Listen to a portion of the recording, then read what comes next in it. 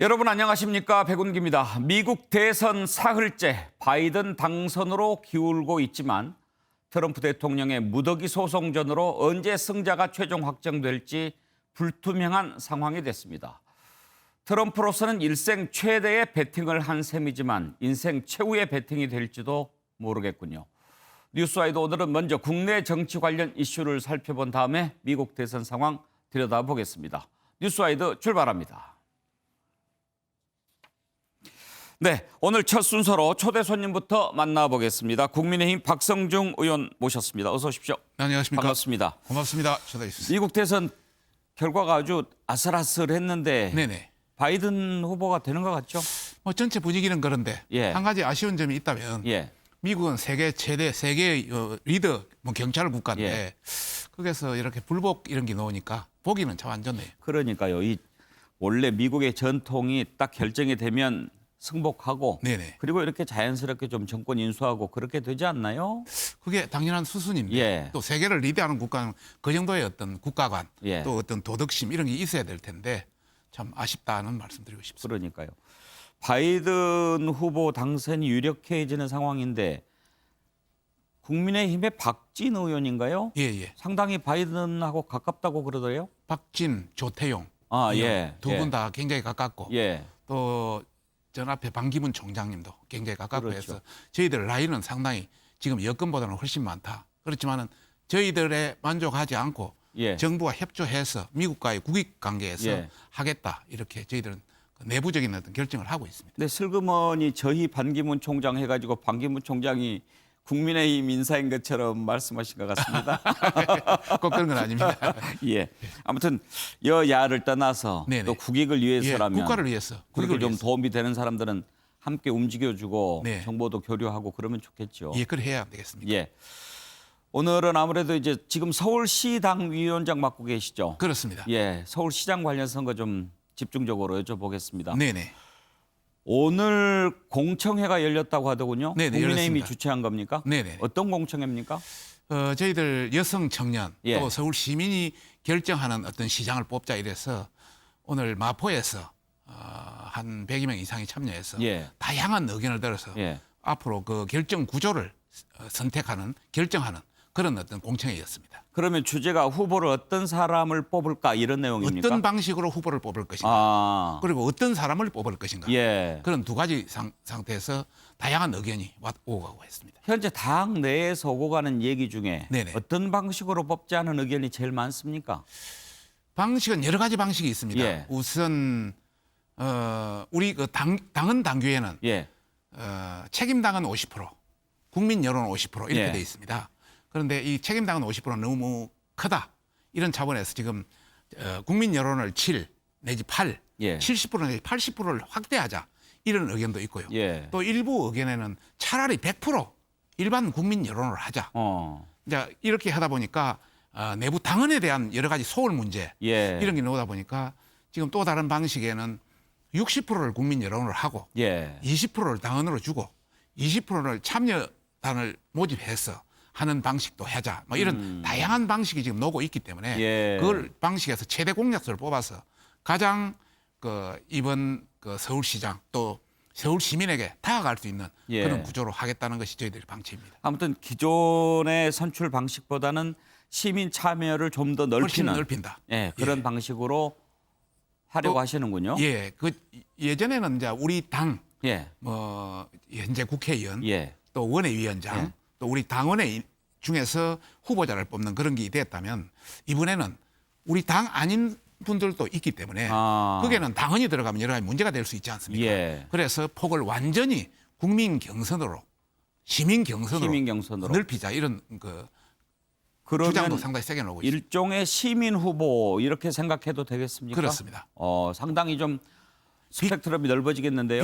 빅 텐트를 빅텐트가. 예, 예. 우리 당만이 아닌 큰 빅 텐트를 치자 이게 그렇게 하려고 하는 이유는 지금 워낙 여당의 힘이 세서 그런 겁니까? 아니면 앞으로도 그렇게 하는 것이 좋겠다 그런 생각에서 하는 겁니까? 우선 이번 서울시장 선거가 굉장히 중요한 선거입니다.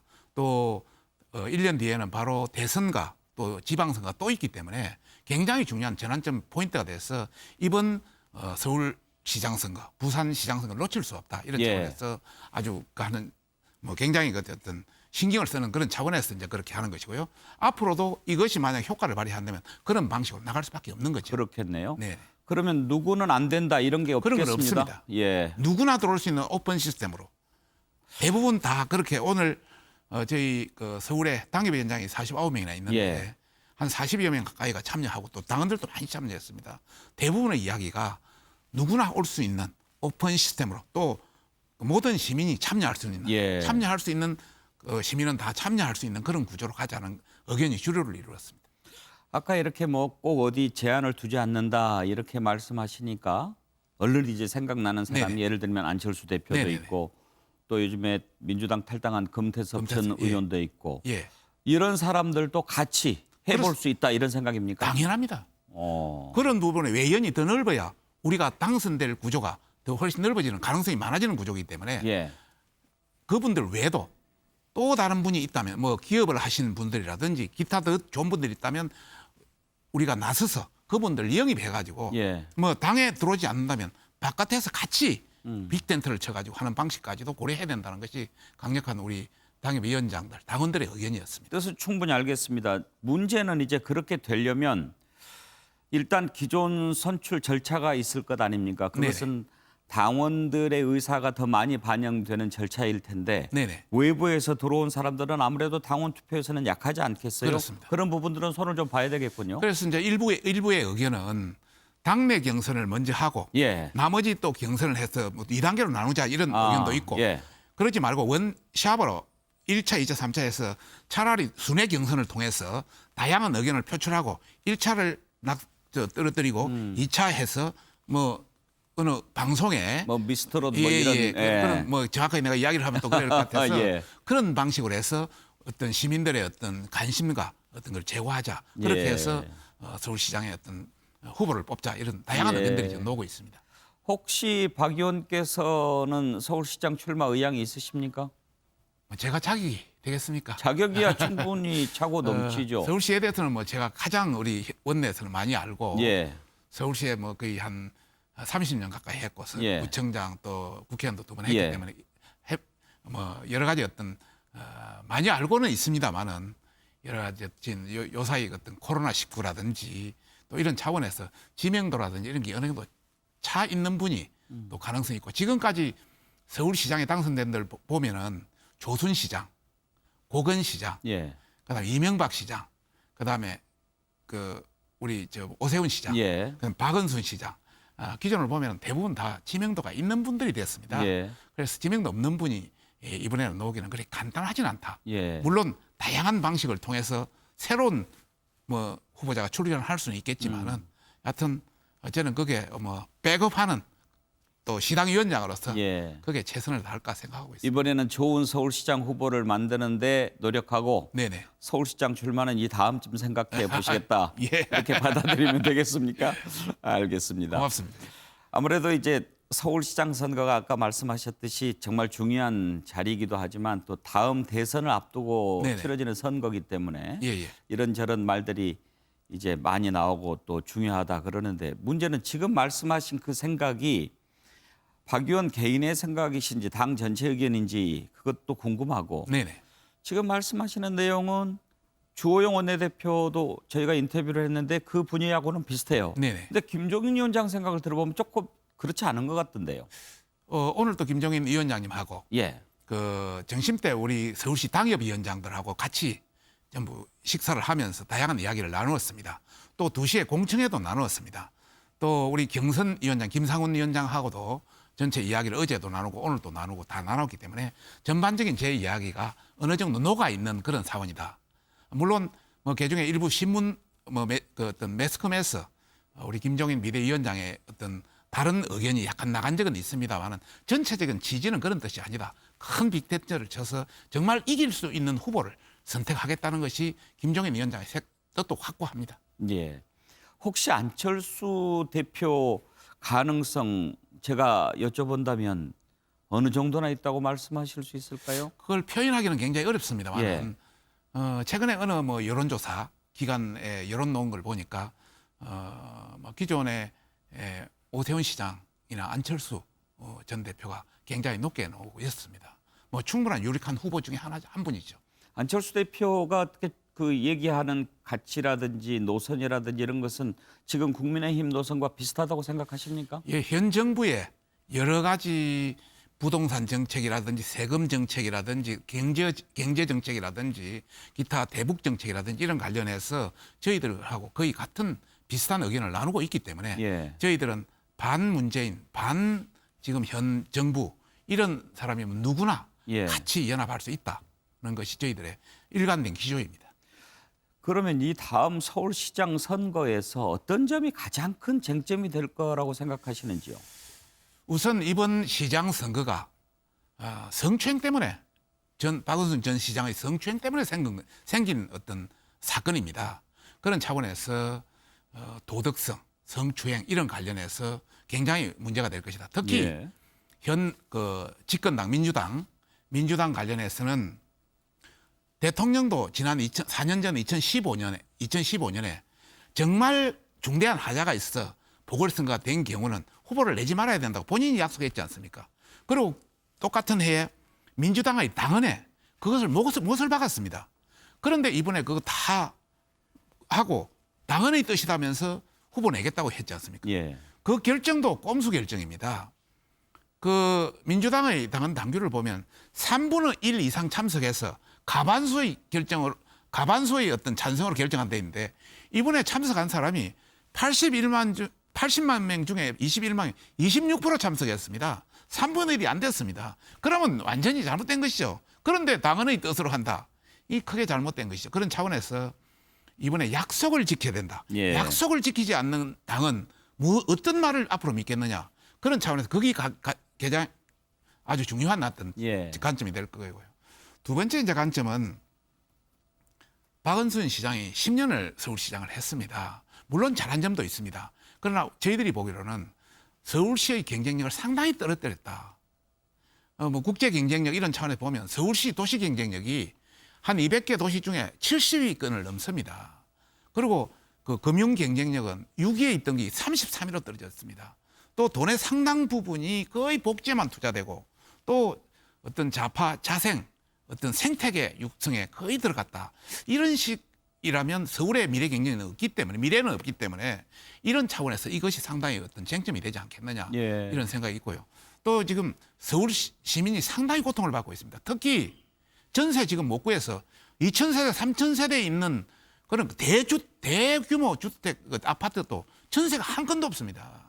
이런 일이 있어서는 안 되죠. 예. 그다음에 마찬가지로 뭐 그 세금 예. 한 채밖에 없는데 세금은 엄청나게 오르고 60세 예. 넘으면 거의 뭐 수입이 없지 않습니까? 그런 문제. 그다음에 또 있습니까? 영끌 예. 젊은 아이들이 예. 영혼을 끌어와도 서울에 예. 집을 살 수 없는 이 문제는 이건 보통 문제가 아니죠. 예. 이런 걸 어떤 여러 가지 이런 것이 주요 테마가 되지 않을까. 예. 예. 말씀하시는 거 보니까 정리가 딱 돼 있으신데 서울시장 출마하시지 그래요. 말씀해서 고맙습니다. 알겠습니다. 어떤 내용들이 주요 쟁점이 될 것인가 여쭤봤는데 네네. 도덕성, 또 도시 경쟁력, 주택 세금 문제, 예, 예. 청년 문제 이런 뭐 것들이 시민한테 다가가는 여러 가지 예. 어떤 정책 이런 관계가. 예. 그렇겠죠. 어떻게 보면 지금 서울시장 선거의 주요 쟁점이 대선에서도 큰 이슈가 되기는 되겠죠. 그렇게 안 되겠습니까? 네. 서울이 곧 국가입니다. 그렇죠. 예. 예. 그런데 지금 그 자꾸 말씀하시면서 민주당이 당헌을 이렇게 개정하는 것 부당하다 이렇게 지적을 하셨습니다. 그래서 민주당이 책임 있는 선거니까 민주당에서 선거 비용 내라. 국민의힘이 그래서 그런 주장도 하는 겁니까? 저도 직접 언론 플레이를 하고 예. 했습니다만은 하여튼 민주당에서 보궐선거에 완전한 기책 사유를 제공했지 않습니까? 예. 그리고 그 비용이 국민의 세금으로 838억이라는 돈이 들어가는데 예. 전혀 내몰라라 책임을 안 지고 후보도 내고 예. 이것은 국민에 대한 도리는 아니다. 저희들은 그렇게 주장합니다. 만약 그런 논리라고 한다면 박근혜 대통령 탄핵의 책임이 지금 국민의힘에 있으니까 대선 비용도 그러면 국민의힘이 치러야 되지 않느냐 또 여당에서는 그렇게 얘기할 수 있겠죠. 여당에는 그렇게 주장을 했죠. 예. 그러나 여당에서 주장한 게 오세훈 시장의 그것도 마찬가지로 그렇게 주장을 예. 했는데 오세훈 시장은 자기의 어떤 무상급식이라는 정치적 문제를 가지고 자기 글을 걸은 겁니다. 그러니까 거기에 의해서 오세훈 시장이 나가니까 우리는 보궐선거를 우리가 어떤 완전한 중대한 기책 사유가 있는 것이 아닙니다.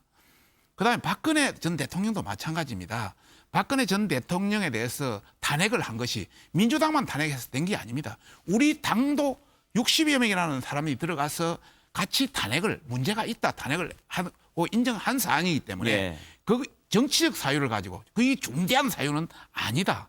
그런 차원에서 이와 같은 경우는 완전히 성추행이라는 완전 중대한 그런 사유로 직접적인 원인이 되기 때문에 예. 이럴 경우는 전혀 다르다. 같이 비교해서는 이거는 어느 도단이다 이런 말씀을 드리고 싶습니다. 알겠습니다.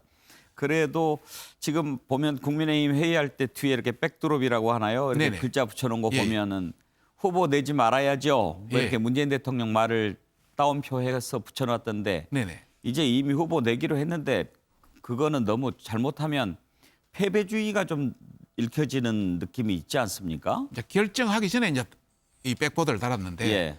이제 결정이 됐으니까 예. 다음에 이제 바꿀 때는 그걸 좀 빼야죠. 미래적이고 예, 빼야죠. 예, 좀 경쟁력 있는 것이 더 낫겠죠. 그거는 제가 가서 한번 건의하겠습니다.